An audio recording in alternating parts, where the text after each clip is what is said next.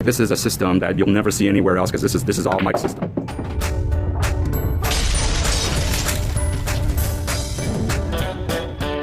So this is called splitting the difference. If it's not straight, almost straight, and there's not too much angle, all I do is I aim for the center, and I pivot to 3/4.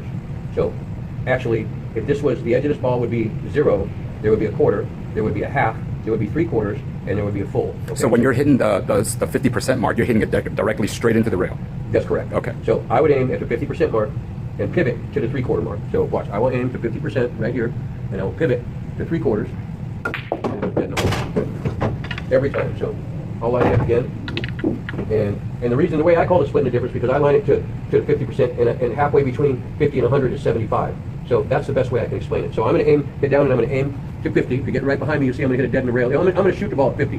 See what happens? It goes dead in the rail. So now, that's because I didn't pivot to 75. I just wanted to show you where 50 is straight on. So I'm aiming 50, and then I'm going to pivot to 75, which is 3/4 of the ball, and I'm going to fire. I'm going to do it again. So what Mike is saying is the middle is the 50% mark, and then around to the edge of this side is the 0%, 100%. So what he's doing is he's cutting the 50 and the 100 in half for the 3/4, right? That's correct. Okay. And by the way, this is a system that you'll never see anywhere else because this is all Mike's system. And I've been trying this for the last couple of days and practicing, and I'll tell you what, it is accurate. You see it, I mean, once you get used to it, it's a little bit different than a lot of way that people are looking at it now, but it works. It's very accurate. The reason I call it split the difference is because you're splitting the difference from the center and the edge. That's why I call it splitting the difference. So center is 50, edge is 100, you split it in between is 75. So I always start out at 50 though, and then I go to 75, and I pull the trigger.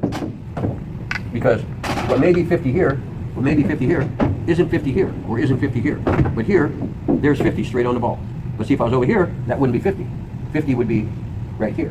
So, and it makes no difference. I don't have a whole lot of angle, I still aim the same thing. 50, pivot to 75, ball goes in the hole, so I'm aiming to 50, I'm pivot to 75.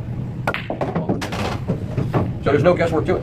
And even if I want to shoot it the other way, if I want to aim to 50, and 75 is the other way now. So that's all it ever is. So I'll start out at 50. And then I'll go to 75, or what actually would be 25. But I'll start out at 50, and I'll split the difference between there and the edge. It's that easy. So there's no more guesswork on trying to figure out what part of the ball to hit, or looking at the ball and say, okay, well, I got to get the ball here. Okay, well, if you hit the ball there, and that's the part that goes in the hole, you probably won't make it in the hole, because the part of this ball that needs to contact this ball isn't the center of this ball. It's actually a little bit off center. It's probably almost, if this was a clock, this would be probably 11. It would probably 11 o'clock to the spot that goes in the hole. Well, now we've eliminated all of that. So now all we have to do, it's real simple. We aim straight for the ball, go to 75, and so all you're ever aiming on